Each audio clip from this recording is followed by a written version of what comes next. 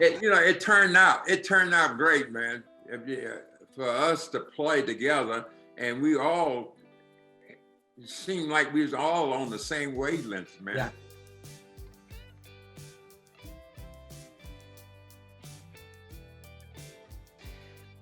I've been able to do this show with all sorts of amazing people, whether it is singers, whether it is the medium from a television show, Alison Dubois, Olympic champions, but I've never had a chance to have all three members of an historic team, the first African-American black, if you will, middle linebacker in NFL history, the first outside linebacker to be inducted into the Hall of Fame, and a Maxwell Award winner. That means the best player in college football, who also won the 1966 national championship for Notre Dame, all on the same linebacking crew from, I'm a little biased here, but from the Kansas City Chiefs.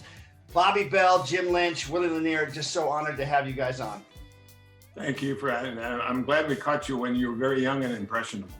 I'm not sure if Bobby and Willie know this, but Jim was taught, and I'm not sure if he wants me to mention this, but he was taught by my father's sister, Elizabeth McFarland, in Lima, Ohio, in elementary school a couple years ago. And it's been really cool to watch him and follow him. And what I'd like to do is cover a bunch of bases. First of all, the most important thing is that you guys love each other, that you guys played together for, almost 10 years together, and what that was like. The idea of leadership, the idea also of Lamar Hunt and bringing in the phenomenal African-American talent in college football, Morgan State, African-American or historically black colleges that had been ignored often in the draft. So let's start with each of you telling me what it was like to be drafted by the upstart AFL and Lamar Hunt. Let's start first with Bobby Bell, who was drafted, I believe, in 1963. He was the he was the Outland Trophy winner, tremendous award, but he was drafted by the Chiefs, and you chose, after leaving the University of Minnesota, to go to the Chiefs and not to an NFL team. What was that like for you, Bobby? Well, I really was shocked, But, going back, it wasn't a Chief, it was a Dallas, Texas. And the thing is, I was drafted, I guess, in 1962. They actually had the draft in 1962. And I had no idea about the Dallas, Texas, until Lamar Hunt came to Minnesota and he talked to me. He said, we decided to draft you, Bobby Bell. Said, we'd like for you to be part of our family. And I said, okay. And that's how it started off. I never got an opportunity to talk to Coach Stram at the time, the scout, or anyone. It was Lamar is the one that I dealt with the whole time during my negotiation, Can you imagine if today the actual owners of the teams would fly into the cities and meet in the homes of the players? But that was something that Lamar Hunt did. He brought that personal touch to the game. And I also want to talk about that, how the game has changed and become so much of a business. Willie Lanier, Morgan State, a little known college in Maryland. You rose to be the first and perhaps greatest middle linebacker, certainly one of them in the history of the NFL, another one along with Bobby in the top 100 players of all time, and all three of you being so amazing together. What was it like for you in 1966 or 67 when you were drafted? Well, it was a joy first to have the opportunity to head to Kansas City. Not quite as good as Bobby, because the owner didn't come to welcome me to the family, so to speak. But it was a moment in time when change was about to occur. And with that change about to occur, it took someone, Lamar Hunt, to have a vision. And it was interesting to get to know him, to see how his mind, even when he was a youngster, was one that really enjoyed sports. So you could imagine he being in Dallas, going to football games that were all African-American. You had this one little white kid in the stands who loved football. So his whole history and his story is fascinating. And in terms of how many of us came to Kansas City to be involved with him in that organization is very special. And I couldn't have imagined playing for anybody else except the Hunt family. Jim Lynch, 4 picks before Willie Lanier, you were taken in that same draft. You were the Maxwell Award winner as the best player in college football. I mean, that's Maxwell and the Heisman, but as a linebacker, number 61 for Notre Dame, coming off of the national championship. I've been watching tape of all of you and your tackling, and I want to get to that in a second because all of you were extraordinary tacklers and how the game has changed. But what was that like for you, coming from one of the greatest, if not the greatest football tradition, Eric Parsegian, a national championship? What was that like for you to be drafted by the Chiefs?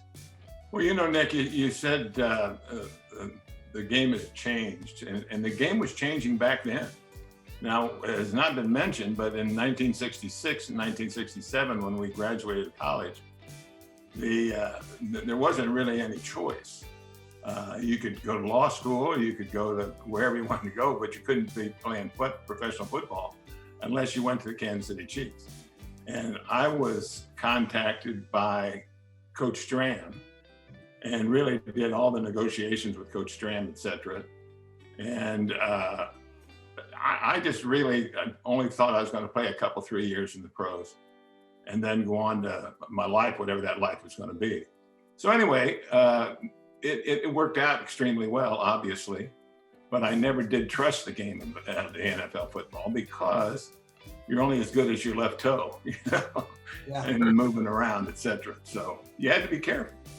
And a very different game in terms of salaries, et cetera, because Willie immediately started at the University of UMKC studying in, I believe, business. Is that correct?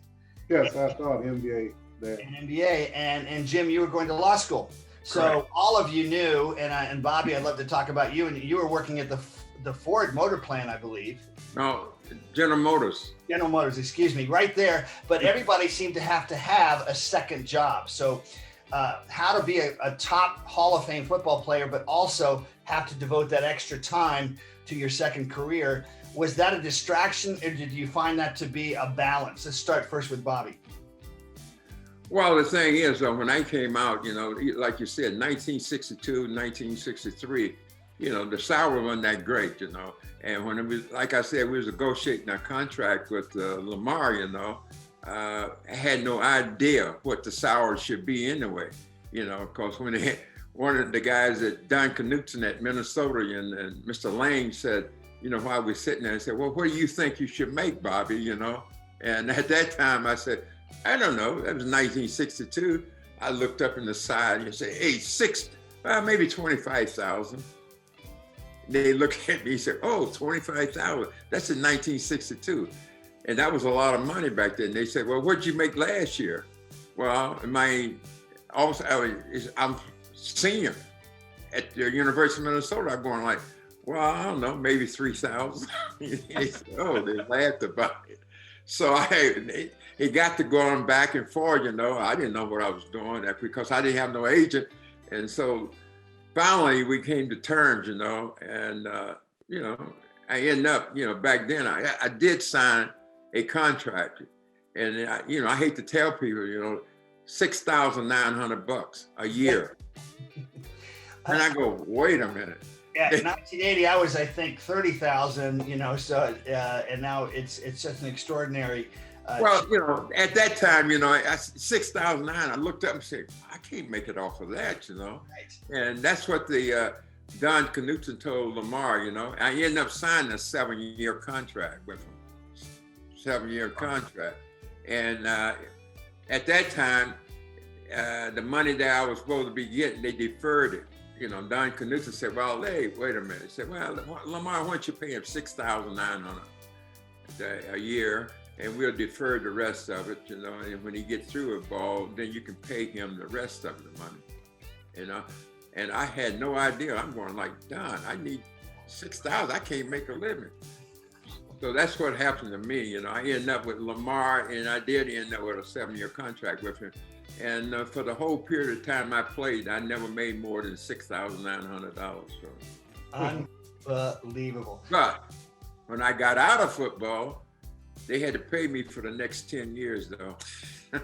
So that part was good. Well, frankly, there are a lot of players today that should be taking your advice. Jim, what was it like for you? I mean, you're all three were number 2 draft picks. There was some competition for each of you. What made it so likely that you would go with Kansas City at that point? Well, like I said before, there really was no choice. I couldn't say I'm going to play for the Dallas Cowboys, which is who I thought was going to draft me, and they didn't. But anyway, I think the minimum salary at that time when we came in was like $12,000, and the difference between making it in life and not making it in life is having a job in the off season. You know, you couldn't afford when we started playing in Zimbabwe, obviously at $6,900 a year, but obviously you had to have another job. Yeah. And it was difficult because if you paid too much attention to your off-season job, then you're not paying any attention to the football game. And if you pay too much attention to football, then you're not taking care of your own life. So it was a real hard and narrow line to walk. And a lot of people didn't even realize it. Yeah, absolutely. So you got to remember that the sophistication was not as much as it is today at all. So being in part of the Kansas City Chiefs and being part of the family was a very big thing in my life. But also, I also felt that I had to have another career to shoot for. Willie Lanier, you and Jim Lynch were roommates for what, 7-8 years? 8 years. 8 years. At a time when a biracial, if you will, a pair of roommates was very rare. Did you realize you were setting some new standards, or was it just a natural thing because you had so much respect for each other? I think what happens is that with Jim and I coming in the same round to Kansas City, the year after they had won a Super Bowl, and starting at the same position, and also starting as I started at UMKC with a quest toward the MBA, and he was starting law school. There were similarities in terms of our thought and our process about sport, about the game, and about how you make decisions to play as well as doing things in off season. So I thought the main thing from an off season standpoint, whether you were looking to increase your revenue or not, was to use your brain from what you had attended college to do. And that was to have a degree and to do that next thing, and football was getting in the way of it.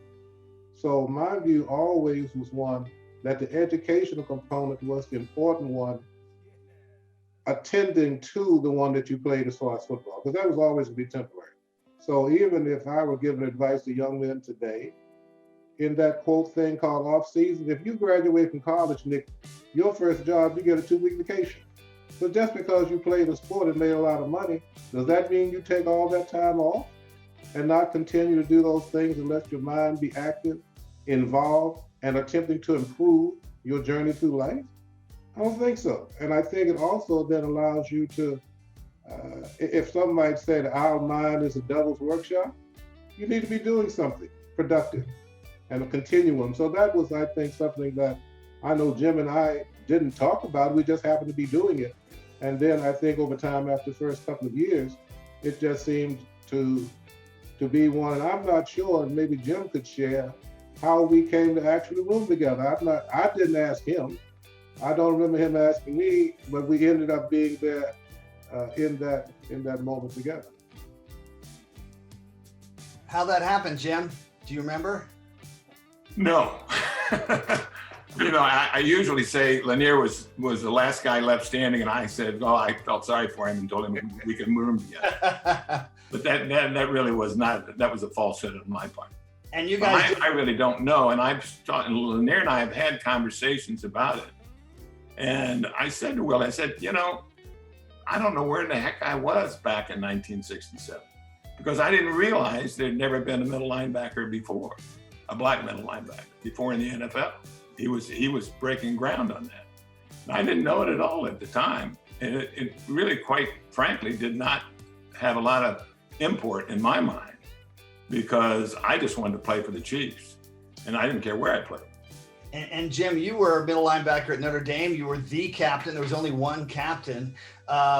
Let's move to what that was like when the three of you were together as a threesome linebacker crew. Back then, most defenses were 4-3, meaning 4 defensive linemen, 3 linebackers. Did you immediately feel, Bobby, that you had something special?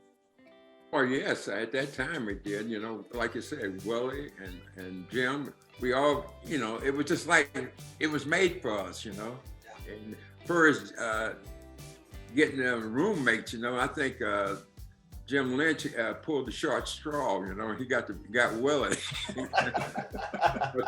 It turned out great, man.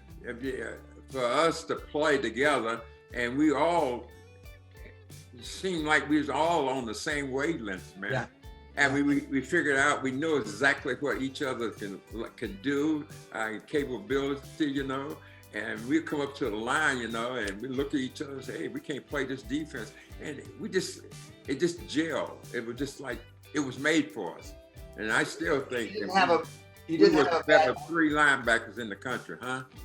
No, you didn't have a bad defensive line in front of you as well, but I've watched tape of all of you, and they're all extraordinary tacklers. I mean, I saw shots at Notre Dame where the thing I see, and I was a terrible tackler, I'll say that right off the bat, to watch you, Jim, just square up your shoulder pads. You had some big old shoulder pads, and you would just envelop the player. And then Bobby attacking from the outside, just so many, just absolutely violent tackles. And then on the inside, somebody who seemed to be almost like a conductor, being aware of keeping everything together, but being an enforcer as well. So let's talk about tackling for a second. Willie, you had a head injury in I think your 4th game as a rookie. The doctor said that he could not find your pulse 3 times in the hour you were out. And yet you played another 10 years because, as is evident to anybody listening right now, you were so professorial, so intentional and thoughtful about yourself and your actions. Tell us about that, about how you still remained one of the greatest tacklers in the history of the NFL, even after you'd had this head injury. And you also found a way to counsel others and protect yourself to not have any more serious head injuries. Head injury, or the thing about the doctor talking about losing your pulse, I didn't know that until after my last game playing. I'll get to that in a moment. Yeah. But the thing that happened, Nick, is that I was not someone who grew up wanting to be a football player. I was not someone who grew up wanting to play in the National Football League. I was not someone who grew up trying in different ways to be strong in the body.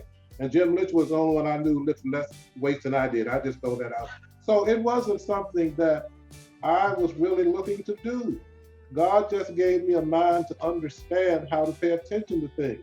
And then he gave me 2 growth spurts, because my 10th grade year in high school, I didn't make the team all the way to 152 pounds. And then the next year I weighed 190. God gave me a growth spurt. In my senior year, I weighed 200. And my coach came to me, I was a little offensive tackle, and said to me, son, you have better lateral movement than anybody I've ever seen. That's what he said. So I said, cool. He moved me to linebacker. And he was right. I could feel it. And then feeling it, in the summer before I went to Morgan State, I gained 40 pounds. So I ended up going to Morgan as a walk-on, and I weighed 245, same weight I weighed coming to the pros. But I had the mind of that 15-year-old, 152 pounds. So therefore, I understood certain things about the game. So in that first year, I'm making a tackle in San Diego, take a blow to the head on a scale of 1 to 10, it's a 3. And the next week, I collapsed in the huddle. And Jim was in the huddle and Bobby was in the huddle. I have never asked them, but I would. What did they think happened? What did they think about me when I collapsed in that game against Houston that next week? Yeah, Bobby, what did you think? I went like, I couldn't believe it, Next thing I looked at, he boom. I looked at Jim and then go, what happened here, Because Willie at that time got hit in the head, we didn't know about the concussions and stuff like that, at that time. Right. And I'm going like, that didn't even enter my mind, I said, man, something's wrong here. And, Willie, I go, wow. And we talked about it later on, about it, but that was scary to me. Yeah. What about your perception as you see your teammate collapsed on the ground, Jim? You were in a society where getting hit and hitting had its own rewards and its own penalties. And at the time, I knew that Willie had not taken on anybody, and it wasn't a great blow that caused him to pass out in the huddle.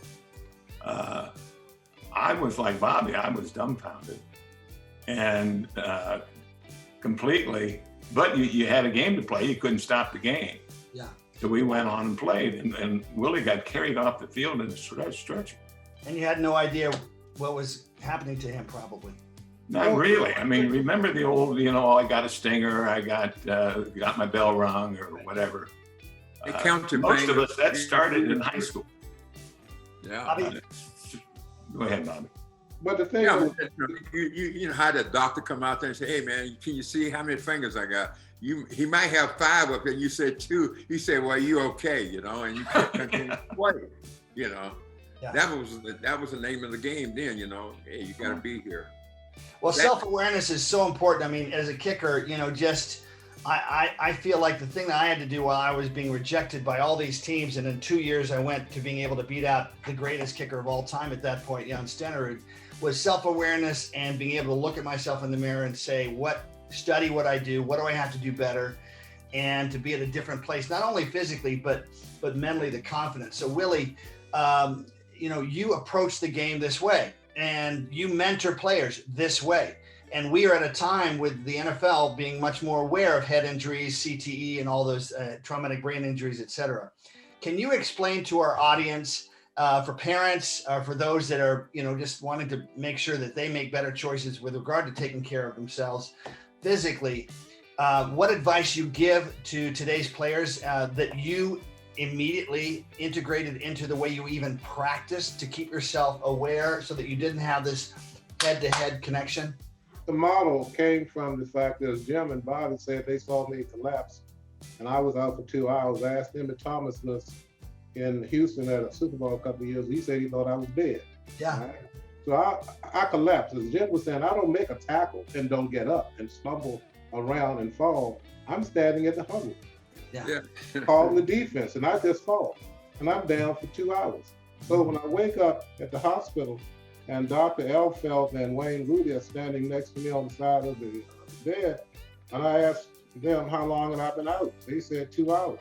So I knew right away something seriously neurological had happened, because it wasn't a play that I had that day that caused it. Yeah. I just collapsed. Yeah. So what occurred was that they sent me to the hospital for 3 days, outpatient, not outpatient, but in Kansas City. And I had some vertical double vision that started to occur. So the eye doctor for the team told me if the double vision happened during a game, to tackle the clearer image. All right? As ridiculous as that would be, you shouldn't be playing. Yeah. So the week later, after missing the week I collapsed and 1 more week, we're playing the San Diego Chargers in Kansas City. Bobby and I drop back on a 45-degree angle. John Hadle starts to run. We come up to tackle him. He becomes two. He becomes two people because I had vertical double vision. So I then extend my arms and wrap them around air, and I get nothing. So I then turn to the sideline. I go to see Dr. Albert Miller. I tap on this right elbow and I said, I'm going to find out what's wrong with me. I took myself out of the game. The next week, they sent me to Mayo Clinic, Rochester, Minnesota, and I was told I had a previously undiagnosed subdural hematoma, which I knew that could kill you, because my parents had the American Medical Journal in our home growing up, and I read all the damn thing. So I said to the doctor, is it possible I can have an unequivocal clean bill of health? He said no. So I decided if I were going to play the game, I had to figure out how to play the game 90% safe. 90% safe for me. Yeah. The game would then be played with no emotion. The game would be played pragmatically. The game would be played where I'm protecting me. Damn, any play that has to be made. I take care of myself first, and then I worry about the play. In practices, I wouldn't wear the chin strap fastened, because anybody who gets close to me, I'm not trying to tell you anything. I'm gonna hurt you, because I didn't know anybody else who'd been out for 2 hours. And the whole story is that I have never heard anybody else tell that story. Because unfortunately, you die. you don't survive it. So the point that I might make talking to anyone who's playing the game is that you have to protect your head. If you protect your head, you protect the rest of your body. And in doing that, the play is the last thing, if you've had that kind of injury, that you think about. Then you make the play. And what it does, it creates efficiency in your performance. So it creates efficiency because you're not going to be out of position. Yeah. It creates efficiency because you aren't taking any risks. You aren't just making a play because you get so excited about it that you just force yourself into it. You had to go through all these calculations, click, click, click, click, click, and then you did that. Kind of like a quarterback on the This is probably the first time that Bob and Jim have heard this, but I didn't share it. Yeah. I didn't talk about it. All I did was do it. Yeah. Jim, I want to talk to all three of you today. When looking at the way the players play today and tackling, the fact that with COVID there was very little tackling, very little practicing in the off season. There's been a shutdown, a restriction in the types of tackling and full helmet, equipment, practicing, all those things that would get you ready. Marty Schottenheimer, of course, we'd have one or two tackling drills every single practice. Tell us what you perceive, starting with Jim, about the game and today's tacklers and who you admire the most of the great defensive players today. Well, I think by now that you get a sense that Bobby Bell and the Willie Lanier were thinking man's football players. And there's no doubt that their head was in the game at all times. And so when we were talking about what we would do as far as tackling is concerned, I think you've got a template in front of you, Bobby Bell and Willie Lanier. And as I talked to you previously, I mean, my tackling ability was a learned response once I got into pros. And it really was something that I could copy. And you either have the ability or you don't. But one of the things that impressed upon me was the fact that you're a defensive player. By definition, you're reactionary. And when there's a screen or there's something coming up on your side, you get a chance to be not reactionary, but be a causal point in the whole game, in the whole play that's in front of you. So you're not waiting for them to react to you. You're just going after them. So. And you had a sense that everybody knew what their role was. I noticed with some teams, especially when they're losing, they start worrying about the guy next to them and then they lose track with their own responsibilities. Bobby, what do you think about the tacklers today and what's happened? How has tackling changed that you can see, starting with this Chiefs defense, which has been up and down this year? Well, the thing is, though, you're right about it. They didn't get an opportunity to practice tackling. They didn't have no, chance to get ready for it. You got to be able to practice and see things in practice before you get to the game. But, it's just like Jim and Willie said, we studied the game. We knew what we had to do. We had to learn how to react to a certain situation. And I knew how Will was going to react. I knew how Jim was going to react to a certain situation. It's a thing that you depend on each other. I know I can depend on it. It's just like you go into war, you're going to be fighting, and you can't depend on your guy that with you got the gun next to it because he might fall asleep. But I didn't realize, we didn't know that. We knew we had to depend on each other and we knew the capabilities of each other. And so I knew I had help from Willie. If he's inside, the guy goes in. Willie's going to be there. Jim, the same. We just had that. Yeah. And as far as the tackling, I told Willie, one time when he got hit in the head, I said, Willie, you make sure you don't use that head for that target, It's them shoulder pads you got to lay on the guys, And you learn these little techniques on your own from each other. And now the fundamentals is not there for the players anymore. They don't know how to tackle. They get hurt. And if you're not practicing and extending your muscles and stuff like that, the first thing that happens to you in a game is that you pull a muscle. You got, wait a minute, man. They hurt. They take that first lick. If you're not getting used to hitting on your shoulders, and the first time you get in a game, you get hit there, you're out of the game, And I just think that a lot of these players just take things for granted, you know. Something happened, you know, out there on the field, you know. I believe it. Well, when I was playing, it was basically, I played the kickoff team, not the kickoff team, I didn't play, but the punting team, I was on it. The snapper. Snapper for the extra points. You know, we played defense. I mean, like the kick return. You know, I was on the field 80% of the time because you want to be in the game. And that's one thing about Jim and Willie. We talked a lot. I tell you what, man, we talk a lot in a game. We see something comes up in a game, you know, we look at it and go, hey man, this is not going to work or something like that. We talk. And I see these players, a lot of them don't talk. You know, it's going to be a pass, you know. I don't hear nobody saying, ball, pass, ball, ball. You Right. don't look around. I don't see that anymore. We calling out. Willie said, Bobby, you got to watch out, you know. And I go, oh, that's okay. You know, I got it. I mean, we talk to each other. And I don't see that on the field anymore, a lot of the players. Willie, I think we talked in general about tackling and about the game itself, how you guys played together, you communicated. Let's talk about the greatest rivalry the Chiefs had back then with the Oakland Raiders, who, when Marty Schottenheimer came to us in 1989, he said, men, they're going to cheap shot you. The Raiders are going to cheap shot you. Just don't react, because it's always the reaction that gets the flag. He said, go ahead and take their number. And when it's safe, you can go ahead and exact your retribution, which was great. And I think we beat the Raiders 21 out of 22 times after that. Let's talk about how you all related and any memories you have of those great Raiders games. They were a great team. They were, iconoclast. They like to fashion themselves as the criminals. And there were some cheap shots here and there. And both teams, I've met a lot of the players from both teams. Both teams were tough as hell. They're the guys you'd want in a barroom brawl.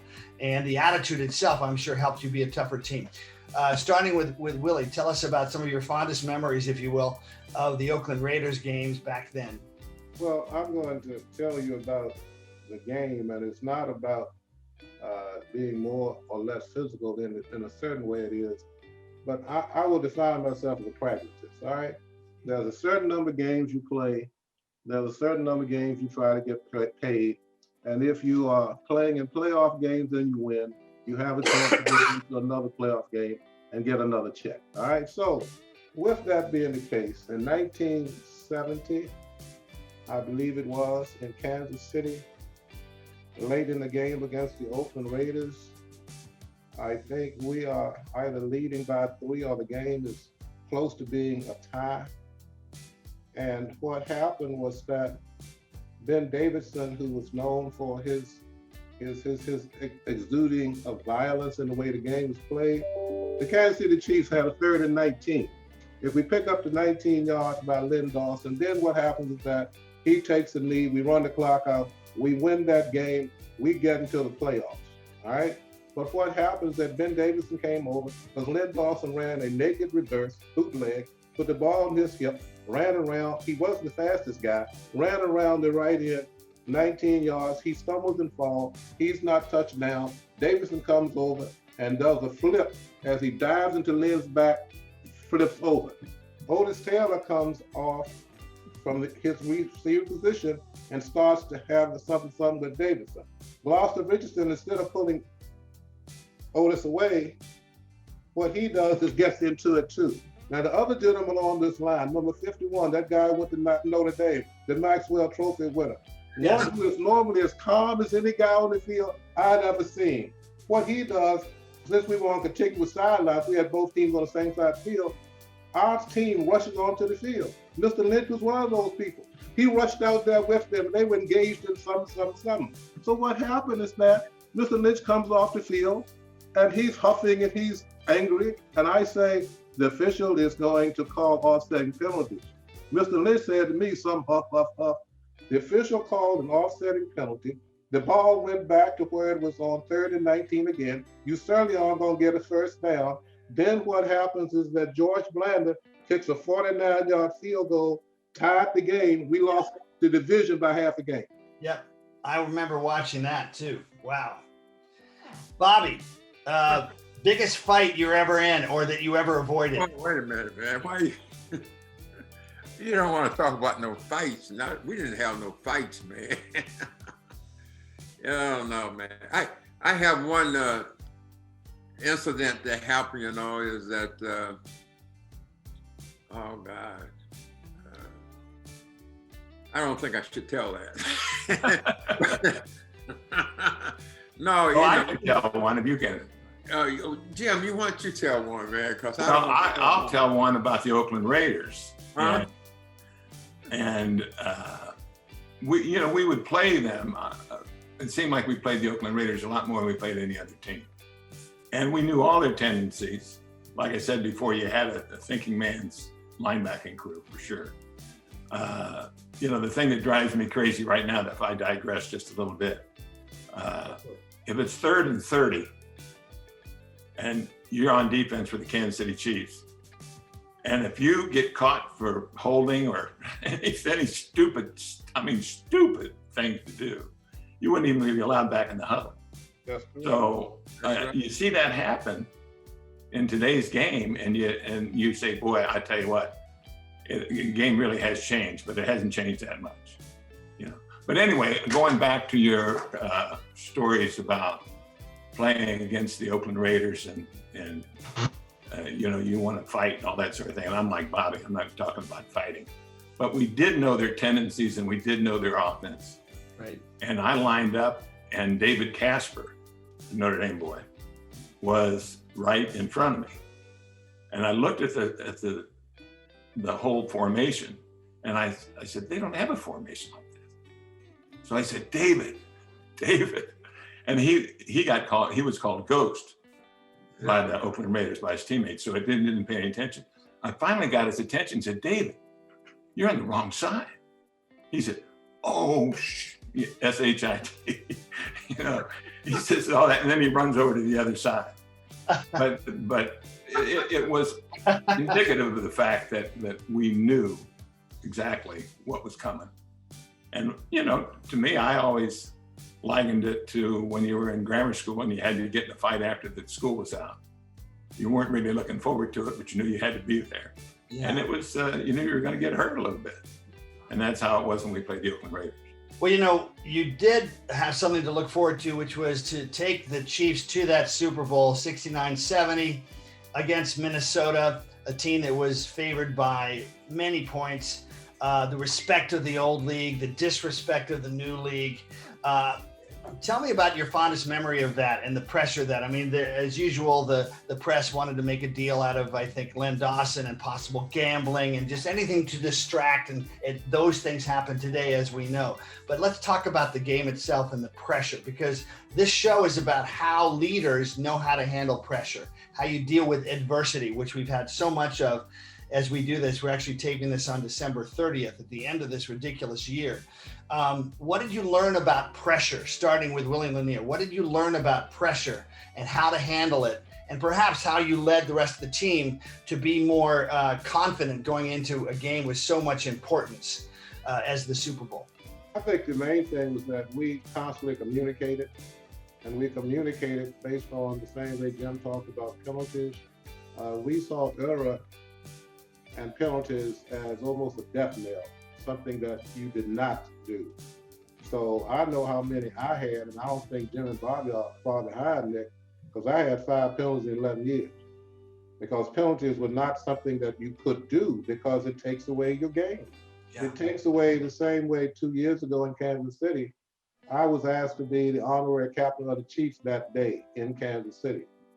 So with that being the case, I was told that I was going to present the Lamar Trophy if they won that game. That's in 2019. So I'm in the Chiefs suite. I'm thinking if they win, they go to the Super Bowl, then I have a chance to then present this trophy. So as the interception is made late in the game, I go to get my jacket to go to the elevator, and I turn back around, all that great euphoria was gone. And you said, what happened? That was offside. I didn't see anybody move. Oh, he lined up offside. How in the heck can you line up offside?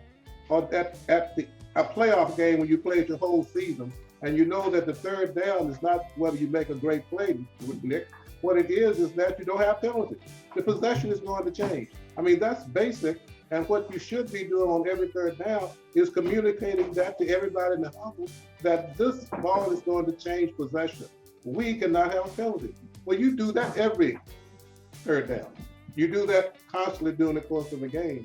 So what occurs is that you have to have communication, and communications offering a critical reality that in real time, you have the number of minutes in a season. I think it's something like 48 minutes in real time, because the play takes about 5 seconds. You look at the whole season and look at number of hours. So there's a critical reality to how the game must be played. Sounds like your wife is playing some football back there as well. Also, hey, Nick, you know, the thing about when we was playing back then, you know, we played all the exhibition games. We didn't get out, you know. They bring some rookies in, you know, during the season. I mean, during the beginning of the year. Right. We end up playing all of them. We got to win the exhibition game. You know, now they say, well, you played, the first team played maybe the first quarter or something like Right. that. We used to play the whole game, you know, and that's one thing. We got used to each other. You know, you can't make no mistakes, you know. You can't do that. You know, the thing. And I was tell you one thing about, you know, the problem with back going to the Raiders, you know, Coach Stram told me once in one of the game, he said, you know, you got to watch it Banaszak, you know, okay. And running back. Huh? You know Banaszak? He's a running back, right? Oh yeah, he's a running back, you know. I have a picture up here in my man cave behind me, Banaszak. And he came around my end, you know, and, you know, inside, you know, and I looked at him, he tried to give me a cheap shot one time. I said, okay, man, just remember, I'm just like an elephant. I don't forget, you know. So one time he came by there again, he looked around, you know, boom. I hit him with a forearm, you know. I thought he was tough, you know, could take it, you know. Next thing I knew, he's laying flat on the ground, you know, out. And the referee comes up to me, he said, Bell, said, what are you doing? I said, I told him not to come over here.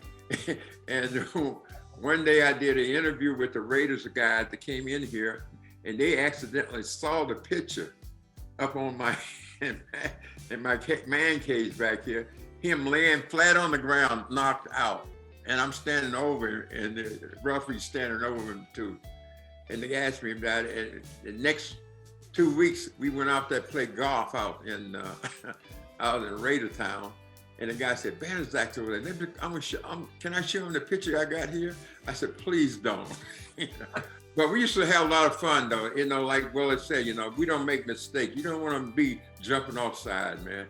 Yeah. Like you said, you know, we probably between all three linebackers, we don't have maybe, you know, 15, maybe 14 penalties for the whole time we play together. Wow. Well, let's go back to that Super Bowl week, because, you know, there's a lot of press today. It's even more absolutely ridiculous. And you've got social media. You've got all the players that have their own accounts on Twitter, et cetera, like the president, you know, who knows what they're going to say, but they're potential distractions. So, Jim, your perspective on Hank Stram, your head coach. You only had a few coaches. Today, the teams have maybe 20 coaches. Back then, you had maybe 6. Tell us what was Hank Stram's strategy to keep your team focused and ready to play? Well, the schedule itself helped him out. I think he wanted to keep everything as normal as it could. But if you'll recall, back in those days, the Super Bowl was the Super Bowl, but it wasn't like the Super Bowl is today. And there was 1 week in between. So we had the hardest road that anybody ever took to get to the Super Bowl and then win it. But because we went to Shea Stadium and played the Jets, and they had won the Super Bowl the year before. And then we had to go to Oakland and play Oakland for the 4th time that year. Wow. And then we went in and played Minnesota and New Orleans, but there was only a week apart every time. It wasn't 2 weeks to sit around and think about it and all that sort of thing. Okay. So I always felt that it was a very big advantage for us because our offense had so many different schemes to it and has so many different looks. Yeah. That the worst thing a football player, at least I always felt the worst thing could happen to me was I didn't know for sure what I was supposed to do. And I think that created an element of doubt that Hank Stram really was looking forward to the Super Bowl because of that fact. And he was a personality in his own right too. And there's so many coaches that have to inject their unique personality. But let's talk about this year's team with Andy Reid, very different personality from Hank Stram, humble, kind. But the unique factor I think that unifies it is if that coach convinces you that he truly cares about you, then you're going to play harder in a game that's emotional, even for the kicker. Feeling emotionally involved really helped me be better. So let's talk about this Kansas City Chiefs team, best record in the NFL, Super Bowl champions, having to stay focused throughout COVID. Tell me what is unique and what impresses you about this team, starting with Willie. Well, I would say the thing that impresses me, and I'll start with your point about the coach, is that Andy has been a coach for many years and was an offensive coordinator that had the quarterback in distractions. Philadelphia. Then he had Favre in Green Bay, and then having Mahomes in Kansas City, giving him the ability to create and work on unique offenses that allows his team to have the character of like a mad scientist. Because he now has talent everywhere. Because little number 10, that fellow named Hill that goes that way, and the large number 87 who goes this way, and Patrick having mobility to create and position himself to do different things with the ball. I think for Andy, he can't imagine how thoughtful and thankful he is that God placed him in this place to have this opportunity in his life, to have someone of that kind of skill set, to let him just be the creative genius he is, and let's just have fun and see what happens. Tell me about the defense, and last year the defense seemed to find itself with a new defensive coordinator right around the 11th, 12th game, which gave them that momentum right at the end of the season when it mattered. How do you see the defense this year? And for those that don't know football, maybe just a little bit of an insight as to what you look for in a great defense. Well, I look for continuity. I look for the ability to do something that we had a chance to do. These two men on the line with me. In our season where we won it, Len Dawson goes down in the third game with a knee injury. We know that we have to hold every opponent to mid-teens, or our chance to win with a rookie quarterback is not that good. We know we have to hold this thing tight to get our experienced quarterback back to take us through the playoffs, which he was able to do. So as I look at this team, they were able to only hold Atlanta to 14 on Sunday, but that's one of their lower numbers recently. I was just wanting them to take the last 4 or 5 games they played and show such dominance that it doesn't matter how much you score. The defense has shown that they can take the game away from the other team and take it away by specific play and low scoring. So it's not just want to pat ourselves on our own back, but as Jim said, we went to New York with a team that had won the Super Bowl the year before. We went out to Oakland to the team that thought they were going to be going to New Orleans that next week, but we heard they came to the game packed with their things that day to go to the airport. That's what we heard. I heard anyway. Whatever. So we ended up giving up psychological help. Yeah, so we gave up 20 points in 3 games. Wow. Yeah. So. Well, Jim, your perspective on this team, because I look back at that team that was close to repeating the next year after you won the Super Bowl, and then you had the longest game in Miami and almost won there. What comment can you bring to what that was like for you, the disappointment, but also how close you were, and then what advice you'd give to this team so that they don't get ahead of themselves, but stay focused, stay humble, stay hungry? Well, it's very difficult in the game of football to have everything running at optimum level every game. And certainly there's a letdown, and nobody can figure that out, nobody can understand it. But the coaches have to stay with their own personality. Hank Stram was a very optimistic person. Ara Parsegan was a very realistic person. I think that the defense has played better, not necessarily because of the coach, but it certainly has helped. They have the great mental aptitude, and they're putting their players in the right place at the right time. Now, being at the right place at the right time, if you're not a real good football player, it doesn't make much sense. It doesn't do you much good. But the really good football players come to fore from the defensive side of the ball, and I'll be convinced of that till I die. So. Well, this show is about leadership. You guys were leaders for 8 years together. Very arguably the best linebacking crew of all time. Starting with Bobby Bell. Tell me, all these years later, 50 plus years, almost 60, around the game of football as one of the greatest players, the top 100 players of all time. What does leadership mean to you, Bobby Bell? Well, it means a lot. We had Coach Stram. He was a winner. He had an opportunity to do certain things with great players and stuff like that, and he used them. And Coach Reid doing the same thing. He's a winner. He's got players out there. He's got the players in the right place. He let them play the game. Yeah. Gives them the right to play the game. And Coach Stram used to do the same thing with us. He takes what he had on the field and beat you with it. They called it a different defense. We had all kinds of stuff, reverses and all that stuff, We had all that stuff back then. And Coach, I'm enjoying watching Coach Reid this year, and Patrick Mahomes, all the guys, man, they got these players. I love the way they are playing, And, and like Willie said, the defense, comes in, hey, let them know that, hey, we don't need 35 points to beat you. We can beat you with our defense, hold you to 14 points. And that's what it's all about. And as long as Coach Reid believed in his players and letting them have fun out there, hey, it's going to be good. It's going to be good. I like that.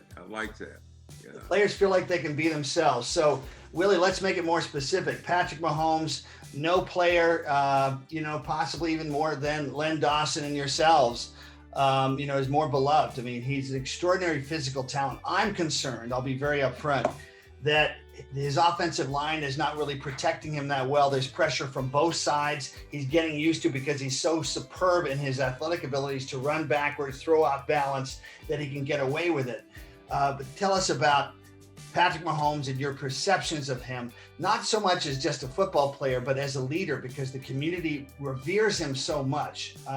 That's an enormous amount of pressure. And yet he has to maintain his sense of being a leader for the rest of the team. They don't perceive him as just being about himself. What do you see in Patrick Mahomes that impresses you? And what are the things that he has to grow up about? Is there anything any weakness that you see? Well, I think that the uniqueness is that Patrick's father was a professional athlete. Patrick's father was a Major League Baseball player. Patrick and his skills throwing the ball would show that if he's playing shortstop or second, if you have to go to first, you have to go around somebody. So if you grow up doing that, Nick, and you go into first, this way, that way, the other way, then your mind envelops it in its own way. With the stadium, the Royal Stadium being right across from the Chiefs Stadium, when I went out to center field and saw how far it was to throw a ball all the way back to home plate, what if you're a youngster and your dad takes you to the ballpark and you start seeing how far it is, but you start throwing based on not strength, but the symmetry that has to come from the way you release. And you take time and do that as you get bigger, now your distance is further. So then from that standpoint, as you then carve the mindset of the quarterback, if I'm playing defense against a quarterback, I'm giving him 2.4 to 2.5 seconds, and he has to release the ball. Yeah. If you got pressure coming, all they have to do is take from 2.5 to 2.2. And then if it gets too much, you can take 2.1. You get the ball out of your hand, you are free of risk. Yeah. So the ball is what controls your moment, your risk profile, and how you play the game. So from that standpoint, his ability to adjust, make the throws, get away from the risk of the impacts are such that even with the way the rule changes have occurred, it gives him a way to keep out of harm's way, to get to the next play and the next play, because he has to get to the next play to give him the greatest opportunity to win. So Jim, the character of Patrick Mahomes as a symbol of the rest of this team's character. Your comments? You know, if I've heard once, I've heard it a dozen, 2 dozen, 3 dozen times. And they said, boy, I'll tell you what, that mother and father of Patrick Mahomes did a hell of a job, taking care of that boy. Yeah. And I think we all agree with that. And the people with great character, and I've always said this about the Kansas City Chiefs that I played on. We had a lot of characters. Some of them were characters, but they all had character. Uh-huh. And I don't think a leader who is worth his salt understands that and doesn't have any idea what the dollar sign is on his forehead, because he's being himself. And I think you have to be yourself. And if you're a leader, so be it. But if you're not a leader, and we need good followers too, but I think that the leadership skills that you see with the Kansas City Chiefs might not be your leadership skills, but they're very effective. Yeah, well, they all seem to care about each other. So we're just coming to the end of this show, and we're just so honored to have the three of you together. You can get a sense of your chemistry even now. It's interesting too, right? I mean, here it is, more than 50 years later, and yet, it's almost like it was yesterday. Bobby Belt, what is character to you? And what is Patrick Mahomes' character? What impresses you about him? Well, first of all, Earl Cameron gave me a call before they drafted, Patrick Mahomes. He called me up and said, hey, you guys got to get Patrick Mahomes. He's the real deal. He said, is it okay for me to give Patrick your phone number, because he's coming to Kansas City? And I told him to call you. And I said, hey, give it to him. And he got to Kansas City, he called me. He's the real deal. The real deal is like he had a mother and a father at home. And he had an opportunity to visit. His dad was a pitcher for the, Minneapolis, and he been around the players, the championships and stuff. He knows how to carry himself. He's playing the game like he's out there in the park. And that's what it's all about. And he tells the players, the receivers, hey guys, just keep on moving. I'll get it to you. He spreads it around, not just 1, 2. He said, just keep going and I'll get the ball to you. And I love it, the way he plays the game. And the way he carries himself in the community, around. Every time you see him out, he talks to you. Yeah. He's the real deal.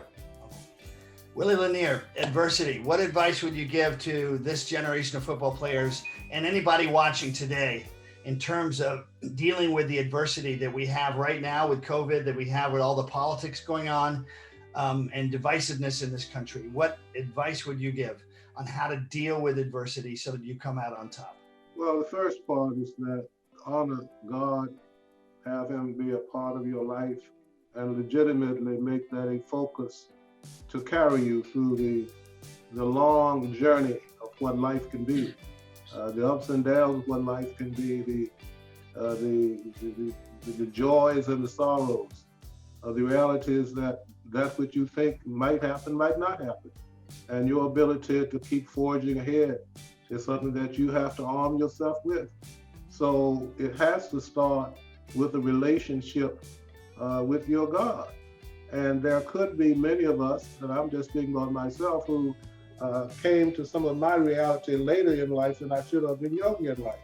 And the reality is that as you reflect on these things, you can really see how that becomes an important piece, because I think, and I'll do it this way, when you're in a situation where there's a certain amount of idolatry based on who you are and what you do, your name is in lights, you are being acknowledged by the many.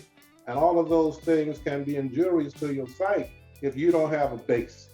And that base has to be a high authority that's giving you a guide to how to manage all those things. So that would be the comment that I would have.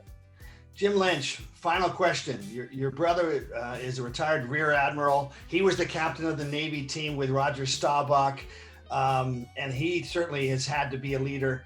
And in your family, it just seems you were the captain of Notre Dame. You have to guide that team through adversity and to be able to come back. The way this Chiefs team has done something never before done in NFL history, winning 7 straight games by 6 points or less. Apparently that's never been done before. What would you say with your background as a leader? How would you give advice to today's generation, the people watching today, on how to make it through adversity and come out on top? Well, if you think about it, you don't find a leader that is undefeated forever for a career, because almost by definition, a leader is one that has overcome adversity. Yeah. And when I think back on the football career, which by the way has nothing to do with whether you're a man or not, but I think of getting beat. I think of a team losing. I think of why we lost. And if they're just a better football team, then you just stand by the side of the road and wish them well.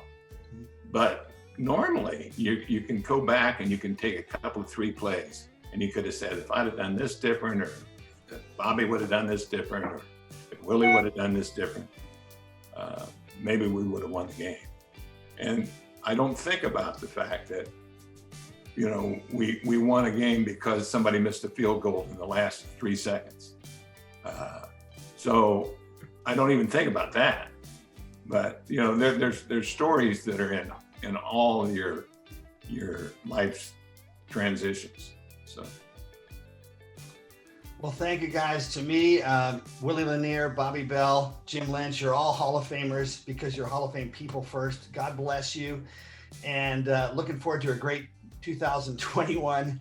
Thanks for making time for us, and looking forward to watching our Chiefs manifest all those lessons. Thanks for joining us today. And remember, everybody, it's not the brightness of the spotlight on you. It's the intensity of the light within you. God bless you. And thank you, everybody.